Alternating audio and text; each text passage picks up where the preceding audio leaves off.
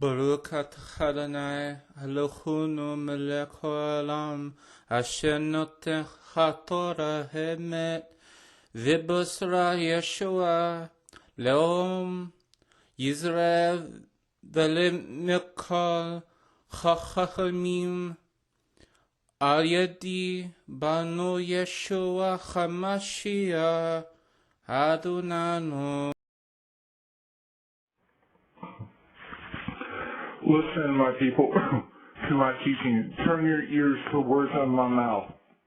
I will speak to you in parables and explain mysteries from days of old. The things which we have heard and known and told us, we will not hide from their descendants. We will tell the generation to come the praises of Adonai and his strength, the wonders that he has performed. He raised up a testimony in Yaakov and established Torah in Israel. He commanded our ancestors to make this so that the next generation would know it. The children not yet born, who would themselves arise and tell their own children, who could then put their confidence in Adonai, not forgetting Adonai's deeds, but obeying his mitzvot. Then they would not be like their ancestors, a stubborn, rebellious generation, a generation with unprepared hearts, with spirits unfaithful to Adonai. The people of Ephraim go armed with bows and arrows on the day of battle. They did not keep the covenant of Adonai and refused to live by his Torah. They forgot what he had done, the wonders which he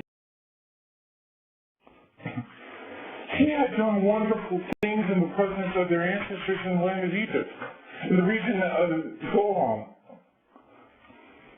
He split the sea and made them pass through. He made the water stand up like a wall. He also led them by day with a cloud and all night on the fire. He spoke apart the rocks in the desert and let them drink as if from boundless depths.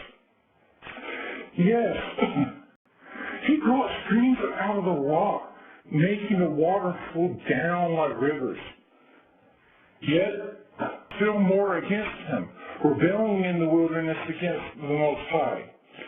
In their hearts, they tested Adonai by demanding food that would satisfy their cravings.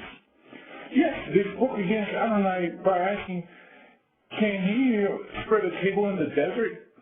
True, he spread the rock until the waters overflowed. But what about bread? Can he give that? Can he provide meat for his people? Therefore, when Adonai heard, he was angry. Fire blazed up against Yaakov. His anger mounted against Israel, because they had no faith in his power to save. So he commanded the skies above and opened the doors.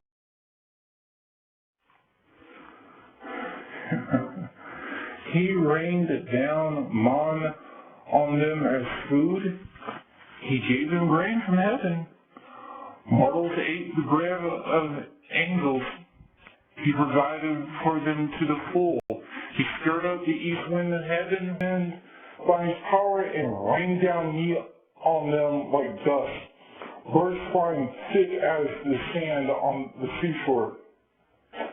He let them fall in the middle of the camp, all around the camp. So they ate, so they were satisfied.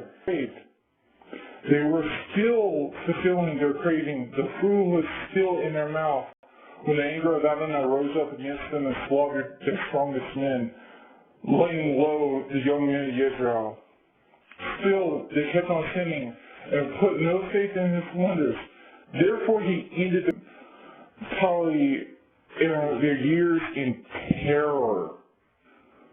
When he brought a death among them, they would seek him. They would repent and seek him eagerly, remembering that Adonai was their rock. But they tried to deceive him with their words. They lied to him with their tongues, for their hearts were not right with him, and they were unfaithful to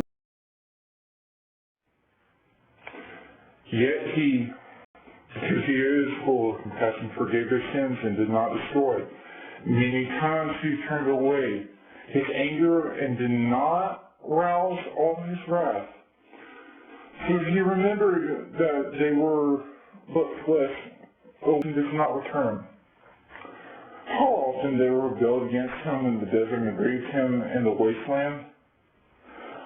Repeatedly they challenged Adonai and pained the Holy One of Israel.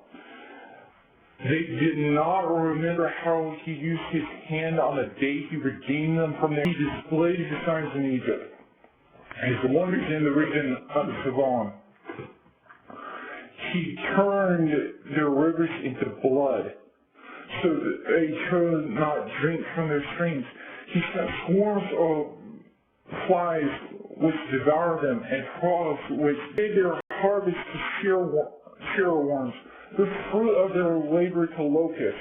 He destroyed their vineyards with hail, and the sycamore figs with frost. Their cattle too he gave over to the hail, and their flocks to lightning bolts. He sent over them his fierce anger, fury, indignation, and trouble, with a company of destroying angels, to clear path for his wrath. He did not spare them from death, but gave them over to the plague. In Egypt, the first fruits of their strength, in the tents of Ham. But his own people he led out like sheep, guiding them like a flock into the desert. He led them safely, and they were not afraid. Even when the sea overwhelmed their foes, into his holy land, to the hill country won by his right hand. He expelled nations before them, appropriation them property to inherit, and made Israel's tribes. Yet they tested El Elon, rebelled against him, refusing to obey his instructions. They turned away and were faithless, like their fathers. They were unreliable, like a bow without tension. They provoked him with their high places and made him jealous with their idols. Adonai heard, and he was angry. He came to detest Israel completely. He abandoned the tabernacle at Shiloh, the tent he had, he could live among people. He gave his strength into exile, his pride and power of the foe. He gave his people over to the sword and grew angry with his own heritage. Fire consumed their young men. The virgins had no wedding song. Their sword, and their widows could not weep. Then Adonai awoke as if from sleep, like a warrior shouting for joy from wine.